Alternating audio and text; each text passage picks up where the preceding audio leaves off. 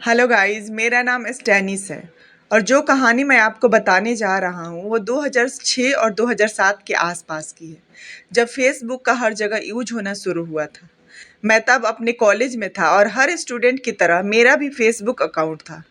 शुरुआत में मज़े के लिए और गेम्स खेलने के लिए हमने अपने फेसबुक अकाउंट का यूज किया, या एक दूसरे को पार्टियों में इनवाइट करने और पिक्चर शेयर करने, या हॉस्टल के आसपास किसी भी इम्पोर्टेंट न्यूज़ को फैलाने के लिए किया। तब तक सब ठीक चल रहा था, जब तक जेम्स अपने हॉस्टल के कमरे में मारा नहीं गया और किलर ने पीछे एक सुराग छोड़ा। जेम्स की एक खौफनाक स्माइल वाली पिक्चर थी जो फेसबुक पर उसकी प्रोफाइल पिक्चर थी। जेम्स जूनियर था और उसकी मौत ने पूरे कॉलेज को झकझोर कर रख दिया था। उस वक्त फ़ोटोशॉप इतना चलन में नहीं था, केवल कुछ ही लोगों के पास इसका एक्सेस था, स्पेशली वो स्टूडेंट्स और टीचर्स जो कॉलेज मैगजीन या किसी भी चीज़ पर काम करते थे।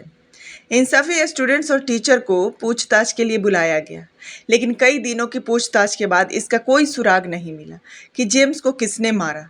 जेम्स की डेथ हुए कुछ हफ्ते बीत चुके होंगे और धीरे धीरे कॉलेज में सब कुछ नॉर्मल हो रहा था कि सिंडी की लाश लड़की के बाथरूम में एक स्टॉल में मिली और सभी चौंक गए, क्योंकि उसकी प्रोफाइल पिक्चर को भी उसकी डरावनी स्माइल वाली पिक्चर में बदल दिया गया।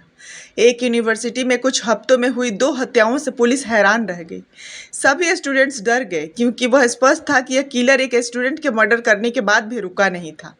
काफ़ी सर्च की गई, कई एफर्ट्स हुए, न्यूज़ अब पूरे शहर में फैल गई और 2 स्टूडेंट्स के मर्डर की कहानी नेशनल टेलीविज़न पर आ गई।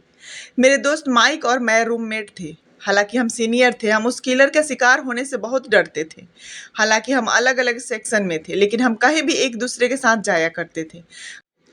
हम हमेशा अपने दरवाजे को बंद रखते थे और दिन में कई बार अपने रूम की जांच करते कि कहीं कोई घुस तो नहीं गया है। कॉलेज में स्ट्रेस और टेंशन का माहौल था, हर कोई हाई अलर्ट पर था। नए सिक्योरिटी गार्ड्स रखे गए थे और सभी को हॉस्टल में कहीं भी अकेले रहने से बचने की सलाह दी गई थी। इस बार लगभग 1 महीना बीत गया, पुलिस को कोई सुराग नहीं मिला और ऐसा लगा कि मामला खत्म हो गया है, जब तक सैम मारा नहीं गया। वह एक सीनियर था और मेरे जैसे ही हॉस्टल में रहता था। उसकी लाइब्रेरी में हत्या कर दी गई थी। सैम की मौत ने हम सबको हिला कर रख दिया था। अब स्टूडेंट्स उदास या डरे हुए नहीं थे, वो उस पर गुस्सा थे जो उनके मेट्स को मार रहा था। सभी लोगों को, चाहे वह वर्कर हो या स्टूडेंट्स, सबको खुद को बचाने के लिए एक छोटा पॉकेट चाकू, पेपर स्प्रे या इस तरह की चीज़ें ले जाने की परमिशन थी। जब पुलिस ने सैम के फेसबुक पेज को चेक किया तो उसकी डीपी भी खौफनाक स्माइल वाली थी।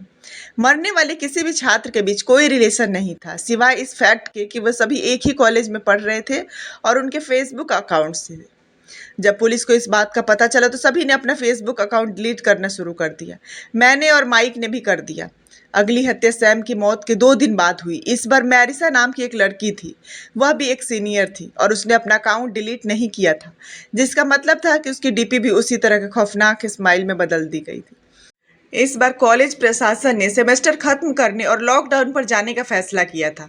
जब तक मर्डरर पकड़ा नहीं जाता तब तक सभी छात्रों को घर भेजा जा रहा था। मैं और माइक सभी मौत से बचने के लिए जल्दी से अपने अपने बैग पैक करने लगे। तभी हमने सुना, हमारे शेयरिंग बेडरूम से एक टैपिंग आ रही थी, जैसे कि हमारे क्लोसेट से आ रही थी। तभी हमें एहसास हुआ कि हमने आज अपने रूम की जाँच नहीं की थी, क्योंकि हम घर जाने के लिए बहुत जल्दी में थे। मैं सामने के दरवाजे से भागने के लिए तैयार था, लेकिन माइक हिल नहीं रहा था। वास्तव में वो हमारे बेडरूम की तरफ चलने लगा। जैसे ही माइक ने बेडरूम में कदम रखा, क्लोसेट का दरवाजा खुल गया और एक काली हुडी वाली फिगर बाहर निकली। इससे पहले कि माइक या मैं कुछ कर पाते, उसने माइक की गर्दन पर वार कर दिया। मैंने सोचा था कि मैं अगला शिकार बनने जा रहा था, लेकिन इसके बजाय उस किलर ने खून से सना चाकू गिरा दिया और मेरे पास चली आई और भागने से पहले मुझे एक नोट पकड़ा दिया। और मैंने नोट खोला और उसमें लिखा था कि मेरा बदला पूरा हो गया है। यह पता लगाने के लिए कि मैंने इस छात्रों को क्यों मारा, एक फेसबुक अकाउंट आईडी का नाम लिखा गया था। मैंने जो देखा वो बहुत खतरनाक था, इसलिए मैं चिल्लाते हुए रोते हुए रूम से बाहर गया और मुझे मेरे सबसे अच्छे दोस्त के खोने का सदमा था। जल्द ही सभी ऑफिसर से कांटेक्ट किया गया और हमारे रूम को क्राइम स्पॉट के रूप में सील कर दिया गया। मैंने ऑफिसर्स को वो नोट सौंपा और साइबर सेल ने फेसबुक अकाउंट का पासवर्ड क्रैक कर लिया। जांच में जो सामने आया वो और भी भयानक था।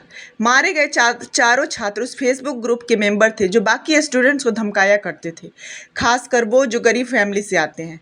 यह अनबिलीवेबल था कि माइक इन सब का मेंबर था। हमारे पूरे समय के दौरान उसने मुझे कभी भी धमकाया नहीं था। वास्तव में वो लोगों की बहुत हेल्प करता था। इस ग्रुप को चलाने वाले 4 स्टूडेंट ने समूह पर अपने नए टारगेट की अश्लील पिक्चर पोस्ट करते थे। उन्होंने वास्तव में स्टूडेंट्स को सामने आए बिना उन्हें साइबर धमकी दी।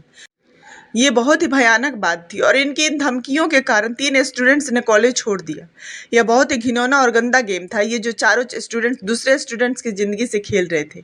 इसके अलावा अगर किसी ऑफिसर्स को यह बताने का फैसला किया तो इसका कोई फ़ायदा नहीं हुआ, क्योंकि इन 4 बच्चों के माता-पिता बहुत अमीर थे। अगर उनके बच्चों को नुकसान पहुँचाना होता तो वे इस मामले को आसानी से ख़त्म कर देते। यह पता चला कि वह मर्डर जूनियर ईयर की एक एशियाई लड़की थी जो इस ग्रुप का नया टारगेट बनी थी। ऑनलाइन पूरी तरह से धमकाने के बाद उसने बदला लेने और इस खेल को हमेशा के लिए खत्म करने का फैसला किया।